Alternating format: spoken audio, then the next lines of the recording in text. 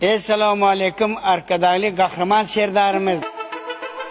Sizin şah kadamınızın düşen yeri bugün gülzarlığa bereket çeşmesini öğreliyor. Biz sizin sayenizde abadan durmuşta yaşayarız. Arkadaşlı kahraman serdarımız.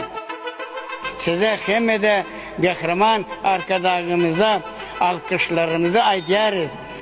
Münglerçe bahtiyar maşkaları taze caylardan payla bolarlar. Arkadaşlı kahraman serdarımız. Biz sizin sahavetiniz bilen devletli büyük işlerimiz için hem kahraman arkadaşlarınıza tüz yürekten sağ olsun aytıyoruz.